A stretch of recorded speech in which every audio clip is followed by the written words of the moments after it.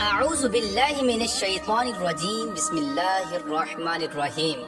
اللہ تبارک و تعالیٰ کے نام سے شروع جو بڑا مہربان اور نہایت رحم کرنے والا ہے۔ پیارے دوستو، کیا آپ جانتے ہیں کہ جب قیامت قائم ہوگی اور دنیا میں رہنے والی ہر مخلوق، انسان، حیوانات، چرند پرند، الغرض سب کچھ تباہ ہو جائے گا اور تمام انسان مر جائیں گے، سورج چاند ستارے گہنا جائیں گے اور دنیا کی ہر چیز کو صفحہ ہستی سے مٹا دیا جائے گا اور پہاڑ ہوا بن کر اڑ جائیں گے۔ پیارے دوستو، آج کے اس ویڈیو میں ہم آپ کو بتائیں گے کہ جب اس دنیا کو ختم کر دیا جائے گا اور اس کو صفحہ ہستی سے مٹا دیا جائے گا اور دنیا میں کوئی بھی مخلوق باقی نہ رہے گی تو اس کے بعد کیا ہوگا، اور پھر اللہ تبارک و تعالیٰ کس طرح سے اس دنیا کو نئے سرے سے آباد فرمائے گا اور کس طرح لوگوں کو ان کی قبروں سے دوبارہ زندہ فرمائے گا، اور اس کے بعد کون کون سے معاملات درپیش آئیں گے۔ پیارے دوستو، ان تمام تر سوالات کے جوابات قرآن و حدیث کی روشنی میں آج کی اس ویڈیو میں ہم آپ کو بتائیں گے، لہٰذا آپ سے گزارش ہے کہ ہماری اس ویڈیو کو اینڈ تک ضرور دیکھیے گا۔ پیارے دوستو، جب قیامت کا وقت بالکل قریب آ جائے گا تو اللہ تبارک و تعالیٰ حضرت اسرافیل علیہ السلام کو سور پھونکنے کا حکم دیں گے۔ تو حضرت اسرافیل علیہ السلام اللہ تبارک و تعالیٰ کے حکم کے مطابق سور پھونکیں گے اور آہستہ آہستہ دنیا تباہ و برباد ہونا شروع ہو جائے گی۔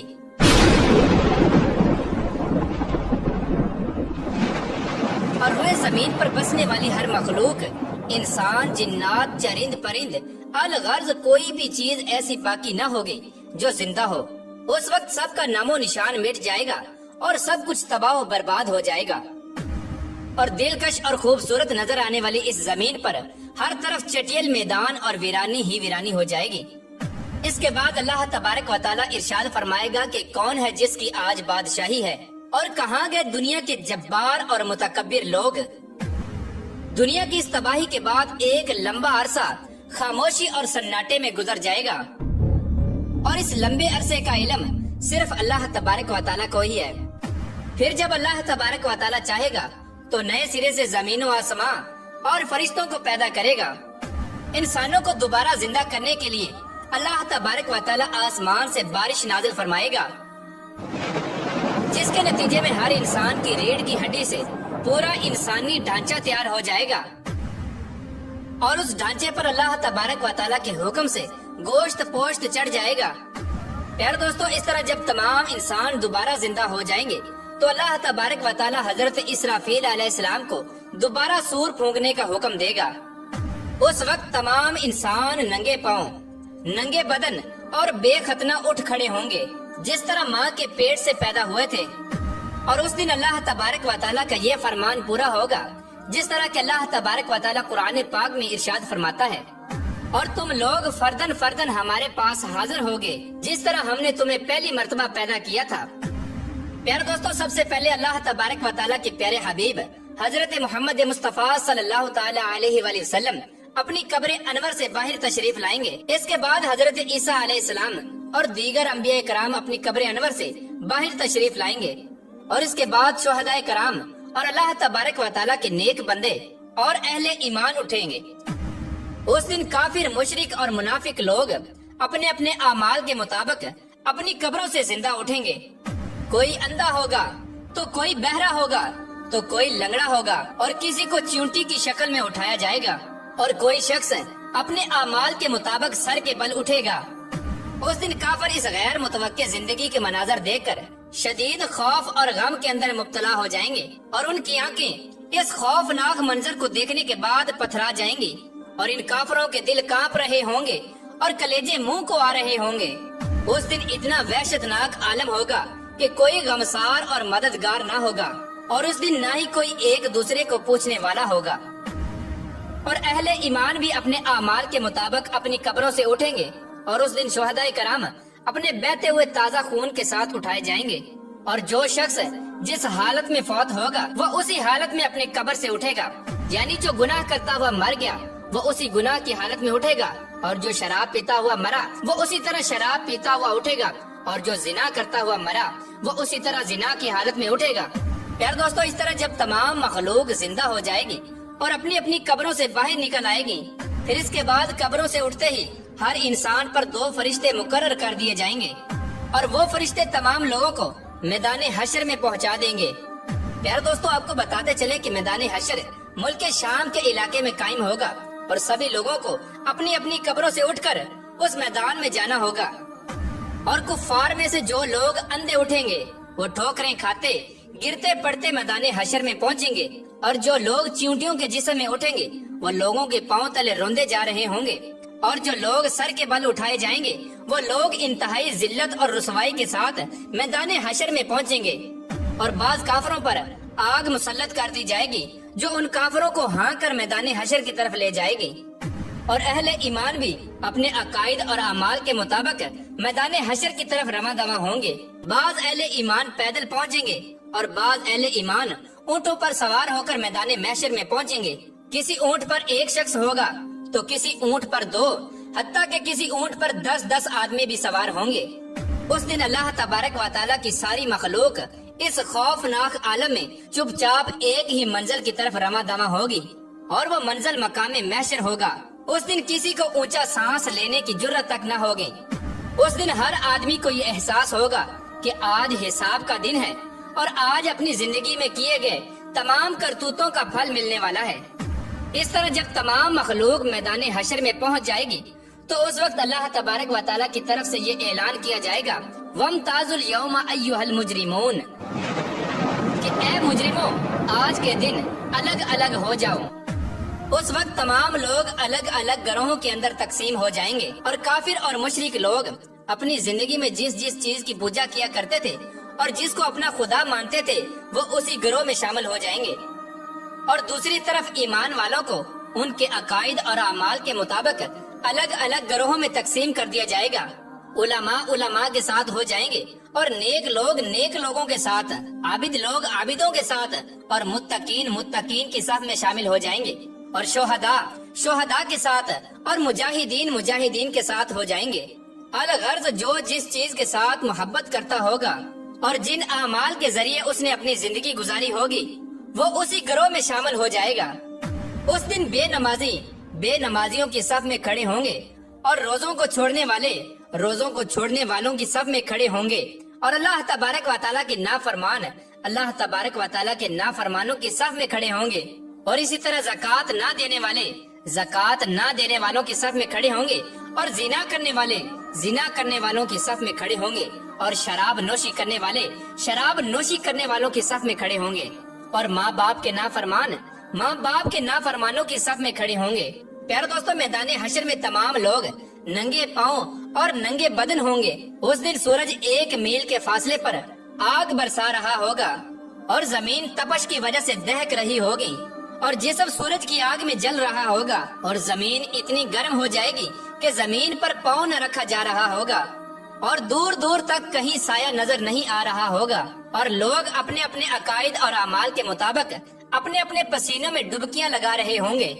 کچھ لوگ اپنے گناہوں کے مطابق ٹخنوں تک پسینے میں ڈوبے ہوں گے، اور کچھ لوگ سینے تک پسینے کے اندر ڈوبے ہوں گے، اور کچھ لوگ اپنے اعمال کے مطابق پورے کے پورے پسینے میں ڈبکیاں لگا رہے ہوں گے۔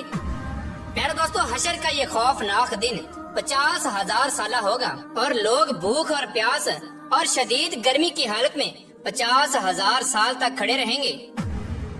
اور تمام لوگ تنگ آ کر اللہ تبارک و تعالیٰ کی بارگاہ میں عرض کریں گے، یا رب العالمین ہمیں اس مصیبت سے نجات عطا فرما،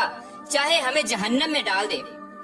پیارے دوستو، یاد رہے کہ آج سورج کا ہماری زمین سے فاصلہ 9 کروڑ 30 لاکھ میل ہے۔ اس کے باوجود بھی جون جولائی کے مہینے میں زمین اس قدر گرم ہو جاتی ہے کہ 1 منٹ کے لیے بھی زمین پر ننگے پاؤں کھڑا نہیں ہوا جاتا۔ تو ذرا غور فرمائیے کہ اس دن کیا حال ہوگا جس روز زمین کا درجہ حرارت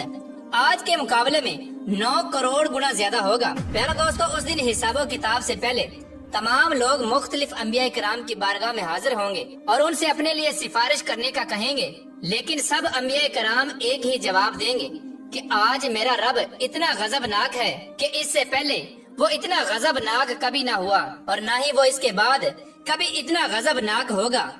اس دن تمام لوگ تمام انبیاء کرام کی بارگاہ سے ہوتے ہوئے حضرت عیسیٰ علیہ السلام کی بارگاہ میں پہنچیں گے، تو حضرت عیسیٰ علیہ السلام بھی یہی جواب دیں گے کہ آج میرا رب اتنا غضبناک ہے کہ اس سے پہلے کبھی بھی وہ اتنا غضبناک نہ ہوا اور نہ ہی اس کے بعد ہوگا۔ تم لوگ اللہ تبارک و تعالیٰ کے پیارے حبیب حضرت محمد مصطفیٰ صلی اللہ تعالی علیہ وآلہ وسلم کی بارگاہ میں چلے جاؤ، آج وہی تمہاری سفارش کریں گے۔ تو اس وقت تمام لوگ مایوس ہو کر حضرت محمد مصطفیٰ صلی اللہ تعالی علیہ وآلہ وسلم کی بارگاہ میں حاضر ہوں گے اور آپ کی بارگاہ میں عرض کریں گے، یا رسول اللہ صلی اللہ تعالی علیہ وآلہ وسلم، آپ اللہ کے پیارے رسول ہیں اور خاتم الانبیاء ہیں۔ آپ دیکھ رہے ہیں کہ ہماری کیا حالت ہو چکی ہے، آپ اپنے رب کے حضور ہماری سفارش کر دیجئے کہ وہ ہمارے حساب و کتاب کا آغاز فرمائے اور ہمارے گناہوں کو بخش دے۔ تو اس وقت اللہ تبارک و تعالیٰ کے پیارے حبیب حضرت محمد مصطفیٰ صلی اللہ تعالی علیہ وآلہ وسلم یہ ارشاد فرمائیں گے کہ آج کے دن سفارش کے لائق صرف میں ہی ہوں۔ چنانچہ اس وقت حضرت محمد مصطفیٰ صلی اللہ تعالی علیہ وآلہ وسلم کو میدان حشر سے شفاعت کے بلند ترین مقام محمود تک پہنچا دیا جائے گا، جو جنت میں عرش الہی کے نیچے ہوگا، اور وہاں پہنچ کر حضور پاک صلی اللہ تعالی علیہ وآلہ وسلم اپنے پیارے رب کے حضور سجدے میں گر جائیں گے اور اللہ تبارک و تعالیٰ کی حمد و ثنا کریں گے۔ اس وقت اللہ تبارک و تعالیٰ کی ذات جب اپنے محبوب کے اس محبت بھرے سجدے کو دیکھے گی تو اس وقت اللہ تبارک و تعالیٰ کا دریائے رحمت جوش میں آ جائے گا۔ تو اللہ تبارک و تعالیٰ اپنے پیارے حبیب حضرت محمد مصطفیٰ صلی اللہ تعالی علیہ وآلہ وسلم سے ارشاد فرمائے گا، اے میرے محبوب، اپنے سر کو سجدے سے اٹھاؤ اور سوال کرو، جو آپ مانگیں گے وہ آپ کو دیا جائے گا، اور جس کی آپ سفارش کریں گے اس کی سفارش قبول کی جائے گی۔ پیارے دوستو، یہی شفاعت کبریٰ ہوگی۔ شفاعت کبریٰ کی منظوری کے بعد حضور پاک صلی اللہ تعالی علیہ وآلہ وسلم مقام محمود سے میدان محشر میں تشریف لائیں گے، اور اس وقت اللہ تبارک و تعالیٰ فرشتوں کی معیت میں میدان حشر میں نزول اجلال فرمائے گا اور جلوہ افروز ہوگا۔ اس وقت تمام فرشتے زمین کے کناروں پر کھڑے ہوں گے اور 8 فرشتے اللہ تبارک و تعالیٰ کا عرش الہی اٹھائے ہوئے ہوں گے، اور اس وقت اللہ تبارک و تعالیٰ کی عظیم الشان عدالت قائم ہوگی، اور اللہ تبارک و تعالیٰ فرشتوں کو حکم دے گا کہ تمام لوگوں کو ان کے نامہ اعمال دے دیے جائیں۔ اس دن اہل ایمان والوں کو سامنے کی طرف سے دائیں ہاتھ میں نامہ اعمال دیا جائے گا، اور اس دن کفار اور مشرکین کو پیچھے کی طرف سے بائیں ہاتھ میں نامہ اعمال دیا جائے گا۔ اس نامہ اعمال پر نظر ڈالتے ہی ہر انسان کے سامنے اس کی زندگی کے تمام کرتوت سامنے آ جائیں گے، اور اپنی زندگی میں کیے گئے تمام کرتوتوں کی تمام یادیں تازہ ہو جائیں گی، اور اس دن اہل ایمان کے روشن چہرے کچھ اور بھی روشن اور تر و تازہ ہو جائیں گے، اور تمام اہل ایمان خوشی خوشی دوسروں کو اپنا نامہ اعمال دکھائیں گے۔ جیسا کہ اللہ تبارک و تعالیٰ اس منظر کی طرف اشارہ کرتے ہوئے قرآن پاک میں ارشاد فرماتا ہے، اور لوگ کہیں گے کہ آؤ اور میرا نامہ اعمال پڑھو، اور اس دن مشرکین اور کفار کے چہروں کی سیاہی میں کچھ اور بھی اضافہ ہو جائے گا، ذلت ان کے چہروں پر چھا جائے گی، حسرت اور ندامت سے وہ اپنے ہاتھوں کو چبائیں گے، اور تمام کفار اور مشرکین کہیں گے کہ اے کاش آج ہمیں اپنا نامہ اعمال نہ دیا جاتا، اور کاش کہ میں یہ نہ جانتا کہ میرا نامہ اعمال اور حساب و کتاب کیا ہے۔ کفار اور مشرکین بار بار اپنے نامہ اعمال کو دیکھیں گے اور تعجب سے کہیں گے کہ یہ کیسا عجیب و غریب نامہ اعمال ہے کہ اس میں ہر چھوٹا بڑا عمل لکھا ہوا ہے۔ ہائے ہماری کم بختی، یہ نامہ اعمال کیسا ہے؟ کوئی چھوٹے سے چھوٹا یا بڑے سے بڑا عمل ایسا نہیں جو اس میں نہ لکھا ہوا ہو۔ پیارے دوستو، نامہ اعمال کی اس تقسیم کاری کے بعد سوال و جواب کا سلسلہ شروع ہو جائے گا۔ اللہ تبارک و تعالیٰ جس سے چاہے گا بغیر کسی ترجمان کے سوال و جواب فرمائے گا۔ اس دن سب سے پہلے مشرکوں سے پوچھا جائے گا کہ تم لوگوں نے شرک کیوں کیا؟ اس دن مشرکین اللہ تبارک و تعالیٰ کے سامنے انکار کر دیں گے اور کہیں گے کہ ہم نے تو کبھی شرک نہیں کیا۔ تو اس وقت اللہ تبارک و تعالیٰ کرامن کاتبین کو گواہی کے لیے بلائے گا، تو اس وقت کرامن کاتبین ان مشرکوں کے شرک کی گواہی دیں گے، لیکن مشرک لوگ پھر بھی اللہ تبارک و تعالیٰ کے سامنے انکار کر دیں گے۔ اس وقت شرک سے بھرا ہوا کرامن کاتبین کا لکھا ہوا نامہ اعمال ان لوگوں کے سامنے رکھا جائے گا۔ مشرک اس نامہ اعمال کو دیکھ کر بھی انکار کر دیں گے۔ اس کے بعد پھر اس دور کے انبیاء کرام، اولیاء کرام، علماء کرام کو گواہی کے لیے بلایا جائے گا، تو وہ بھی ان کے شرک کی گواہی دیں گے، لیکن مشرک بدبخت لوگ ان کی گواہی کا بھی انکار کر دیں گے۔ اس کے بعد پھر وہ جگہ جہاں پر انہوں نے شرک یا کفر کیا تھا، اس جگہ کو گواہی کے لیے بلایا جائے گا، اور وہ جگہ مشرکین کے شرک کی گواہی دے گی، لیکن مشرک لوگ اس کا بھی انکار کر دیں گے، اور مشرک لوگ اللہ تبارک و تعالیٰ کی طرف مخاطب ہو کر کہیں گے کہ یا اللہ تم نے اپنے بندوں کو کیا ظلم سے پناہ نہیں دی؟ تو اللہ تبارک و تعالیٰ ارشاد فرمائے گا کہ ہاں میں نے اپنے بندوں کو ظلم سے پناہ دی ہے۔ تو مشرکین اللہ تبارک و تعالیٰ کی بارگاہ میں عرض کریں گے آج ہم اپنی ذات کے علاوہ کسی کی گواہی کو قبول نہیں کریں گے۔ چنانچہ اس وقت اللہ تبارک و تعالیٰ مشرکین کی زبانوں پر مہر لگا دے گا اور ان کے اعضاء کو بولنے کا حکم دے گا۔ اس وقت مشرکین کے تمام اعضاء یہ گواہی دیں گے کہ ہاں انہوں نے شرک کیا تھا، اور اس طرح ان کے اعضاء کی گواہی کی وجہ سے ان پر جہنم واجب کر دی جائے گی۔ جہنم کی یہ وعید سنتے ہی مشرکین لوگ اپنے جسم کے اعضاء کو لان تان کرنا شروع کر دیں گے اور کہیں گے کہ ہم نے تو تمہیں جہنم سے بچانے کی کوشش کی، لیکن تم نے ہمیں جہنم کا مستحق بنا دیا۔ تو اس وقت وہ تمام اعضاء جواب دیں گے کہ جس اللہ تبارک و تعالیٰ نے تمہیں قوت گویائی عطا فرمائی ہے اس نے ہمیں بھی بولنے کا حکم دیا تھا، تو ہم کس طرح اس کی نافرمانی کر سکتے تھے؟ اس کے بعد اللہ تبارک و تعالیٰ ایک منافق سے سوال کرے گا کیا میں نے تمہیں دنیا میں عزت، حکومت، مال و دولت اور اہل و عیال نہیں دیے تھے؟ وہ عرض کرے گا کیوں نہیں یا اللہ، سب کچھ عطا فرمایا تھا۔ تو اللہ تبارک و تعالیٰ دوسرا سوال پوچھے گا کیا تمہیں یقین تھا کہ قیامت آئے گی اور اللہ تبارک و تعالیٰ کے سامنے جواب دینا ہوگا؟ تو منافق اللہ تبارک و تعالیٰ کی بارگاہ میں عرض کرے گا ہاں یا رب العالمین، مجھے سب پتا تھا، میں نے تیرا کلمہ پڑھا، تیری کتاب پر ایمان لایا اور تیرے رسول پر بھی ایمان لایا، اور تیرے حکم کے مطابق نماز پڑھی اور روزے رکھے اور زکوٰۃ بھی ادا کی۔ اس وقت منافق اللہ تبارک و تعالیٰ کے سامنے اپنی تعریفیں کرنے میں پورا زور لگا دے گا۔ تو اللہ تبارک و تعالیٰ ارشاد فرمائے گا اچھا ذرا ٹھہرو، ہم کچھ اور گواہ لاتے ہیں۔ تو اس وقت منافق اپنے دل میں سوچے گا کہ میں تو مسلمانوں کے ساتھ مل کر نماز اور روزہ کرتا رہا، بھلا آج میرے خلاف کون گواہی دے گا؟ اس وقت اللہ تبارک و تعالیٰ اس کے منہ پر مہر لگا دے گا اور اس کی ران کو بولنے کا حکم دیا جائے گا۔ چنانچہ اس کی ران، اس کے بدن کا گوشت اور اس کی جسم کی ہڈیاں اور اس کے جسم کا رواں رواں اس کی منافقت کی گواہی دے گا کہ ایک طرف تو یہ نماز اور روزہ رکھتا اور دوسری طرف کفار کی دوستیوں پر ناز کرتا اور کفار کے مفادات کا تحفظ کیا کرتا تھا، مسلمانوں کو دھوکہ دیتا رہتا اور ان سے غداری کرتا رہتا۔ اس وقت اللہ تبارک و تعالیٰ اس منافق شخص پر غضبناک ہوگا اور اس پر جہنم کو واجب کر دے گا۔ پیارے دوستو، ان سوال و جواب کے بعد اہل ایمان کا نمبر آئے گا، لیکن اللہ تبارک و تعالیٰ کی محبت کا انداز اہل ایمان سے کچھ نرالا ہوگا۔ ایک مومن آدمی کو اللہ تبارک و تعالیٰ اپنے قریب بلائے گا اور اس پر اپنا امن اور رحمت ڈال دے گا، اور اللہ تبارک و تعالیٰ اس مومن سے سوال کرے گا کہ تو نے فلاں فلاں گناہ کیا تھا۔ تو اس وقت مومن اللہ تبارک و تعالیٰ کی بارگاہ میں عرض کرے گا ہاں یا رب العالمین، میں نے فلاں فلاں گناہ کیا تھا۔ تو اس طرح اللہ تبارک و تعالیٰ اس کے بعد اس کے ایک ایک گناہ کے بارے میں سوال کرتا جائے گا، اور وہ مومن اپنے تمام گناہوں کا اقرار کرتا جائے گا، اور اس وقت وہ مومن سوچنے لگے گا کہ اب تو میں ضرور ہلاک ہو جاؤں گا اور جہنم میں ڈال دیا جاؤں گا۔ اس وقت اللہ تبارک و تعالیٰ کی رحمت جوش میں آئے گی اور اللہ تبارک و تعالیٰ ارشاد فرمائے گا کہ میں نے تیرے گناہوں پر دنیا میں بھی پردہ ڈالا تھا اور میں تیرے گناہوں پر آج بھی پردہ ڈال رہا ہوں۔ اس کے بعد اللہ تبارک و تعالیٰ اس مومن کو جنت میں بھیج دے گا۔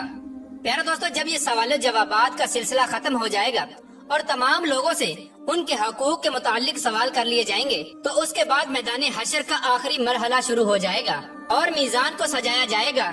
تمام انسانوں کے نامہ اعمال اپنی آخری شکل میں وزن ہونے کے لیے تیار ہو جائیں گے، اور حجت کو قائم کرنے کے لیے میزان قائم کیا جائے گا، اور اس میزان میں جن لوگوں کی نیکیوں کا پلڑا باری ہوگا وہ لوگ کامیاب لوگ ہوں گے، اور جن لوگوں کے گناہوں کا پلڑا باری ہوگا وہ لوگ ناکام ترین لوگ ہوں گے۔ اس دن جو کامیاب لوگ ہوں گے وہ جنت میں چلے جائیں گے، اور جو ناکام لوگ ہوں گے اور جن کے گناہوں کا پلڑا باری ہوگا وہ جہنم میں داخل کر دیے جائیں گے۔ اس دن نبی کریم رؤوف الرحیم صلی اللہ تعالی علیہ وآلہ وسلم کی شفاعت خاص ان امتیوں کے لیے ہوگی جو حضور پاک صلی اللہ تعالی علیہ وآلہ وسلم کی امت کے گناہ گار لوگ ہوں گے۔